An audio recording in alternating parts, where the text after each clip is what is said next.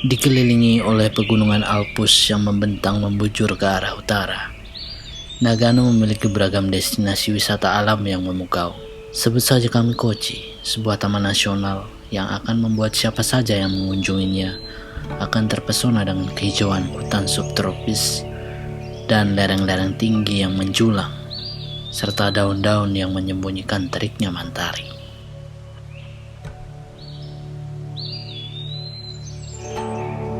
Ini adalah sebuah memoir tentang bagaimana manusia mensyukuri semua anugerah alam.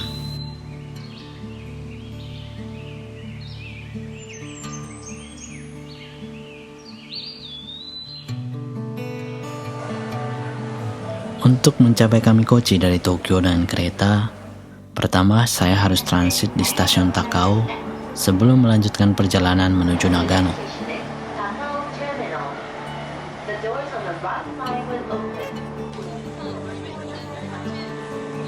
Di stasiun Takao, saya rencananya naik kereta ekspres Moonlight langsung ke Matsumoto jam 11 malam. Konon, kita bisa menikmati keindahan bulan saat tengah malam jika kita naik kereta ini. Sekian lama menunggu tanpa kejelasan, saya pun mencari informasi yang ternyata kereta ini sebulan hanya 1 kali saja beroperasi, dan itu pun bukan hari ini. Saya pun terpaksa mengubur angan-angan untuk menaiki kereta legendaris ini.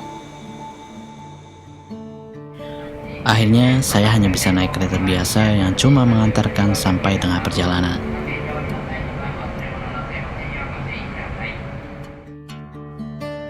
Dan tengah malam itu pun saya tiba di stasiun Kofu, daerah Yamanashi. Berhubung saya tidak melakukan reservasi penginapan, saya pun mencari alternatif yang cepat dan tidak ribet, yaitu dengan menyewa mobil. Eits, tapi jangan salah.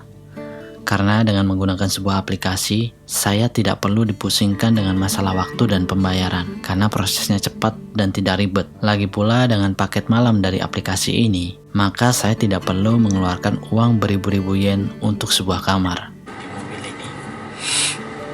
Jadi, kita akan coba gimana sih rasanya nginep di dalam mobil di Jepang. Oke.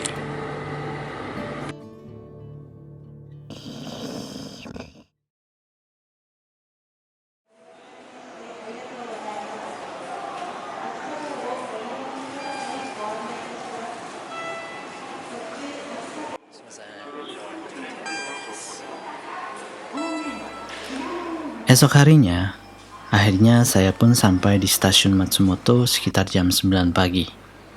Keluar dari stasiun, tanpa menunggu lama, saya langsung menuju penginapan yang sudah di-booking beberapa hari sebelumnya. Nama tempatnya adalah Hotel M. Maruzen. Dan jenisnya hostel, teman-teman.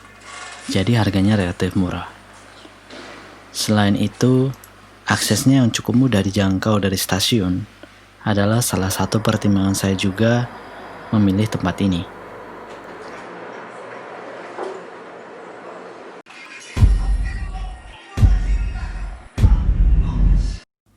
Setelah mandi dan istirahat sebentar, saya pun langsung menuju destinasi utama hari ini, yaitu Kamikochi. Rasa capek karena kurang tidur di malam sebelumnya terkalahkan oleh angan-angan saya menikmati petualangan demi petualangan. Ada banyak rute mencapai Kamikochi, beberapa adalah naik bus dan naik kereta. Pilihan transportasi pasti akan ada konsekuensi tentang harga dan waktu yang diperlukan. Karena perjalanan kali ini saya menggunakan tiket terusan Ju Hachikipu, maka pilihan saya adalah kereta.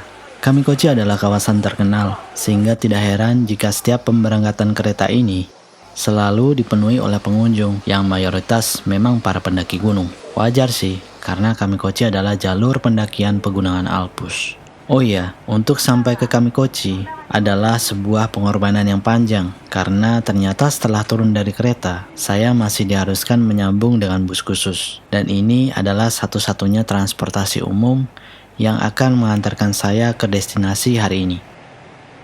Sepanjang perjalanan, saya benar-benar dimanjakan dengan pemandangan yang ada. Deretan bukit tinggi yang menjulang, serta hijaunya daun pepohonan. Belum lagi hamparan danau yang seolah bersembunyi di setiap tikungan jalan.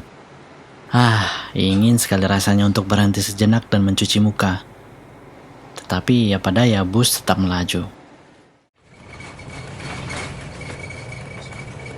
Hingga akhirnya, kita memasuki kawasan hutan lindung Kamikochi.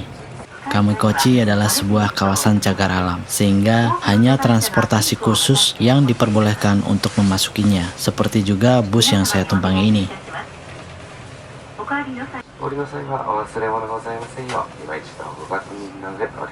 Hujan menyambut kedatangan saya di terminal. Satu persatu orang turun dan langsung menuju pusat informasi.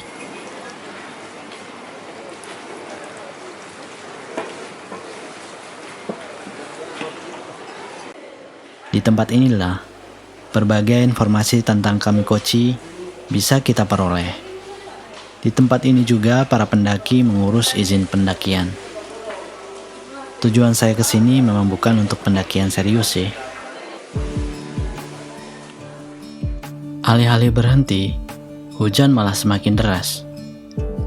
Namun toh, hujan tidak menjadi momok yang bisa mengalahkan keinginan banyak orang untuk menjelajahi tempat ini.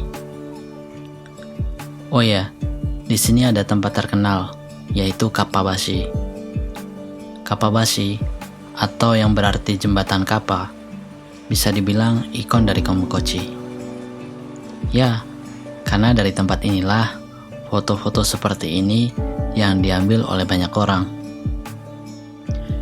Sayangnya, hujan yang sedikit lebih reda justru membawa kabut yang akhirnya membuat pemandangan seperti foto tadi malah sulit terdokumentasi. Meskipun begitu, tidak lantas membuat semua ekspektasi saya tentang tempat ini menjadi mati kan? Justru dari sinilah semua kekaguman saya dimulai. Warna kehijauan yang mendominasi sejauh mata memandang, riak air sungai, dan hembusan angin gunung yang sedikit dingin mengingatkan saya untuk tetap melanjutkan langkah kaki. Saya pun berjalan memasuki hutan yang sangat bersahabat dengan para penjamahnya. Jalur pendakian begitu ditata rapi di sini, tanpa adanya batang pohon roboh yang menghalangi jalan. Jalur yang terkesan ramah ini bisa jadi karena banyak pengunjung yang sudah cukup berumur di tempat ini. Ternyata usia terkadang tidak mampu menjadi pembeda bagi manusia. Padahal meskipun relatif muda, jalur hiking di sini cukup panjang dan juga banyak percabangan tempat dengan destinasi yang berbeda pula.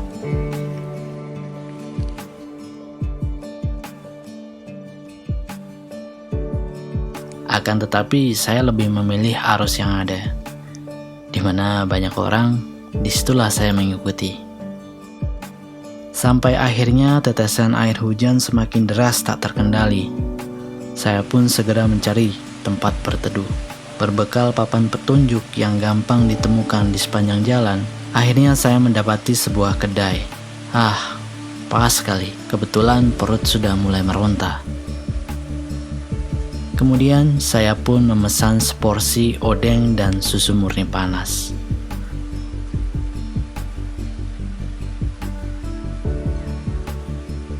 Rasa lelah dan lapar lepas seketika.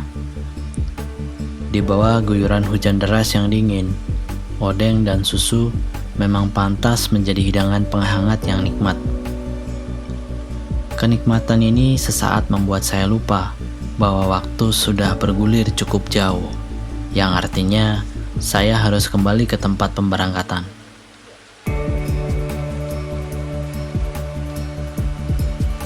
Akhirnya kesempatan itu datang juga.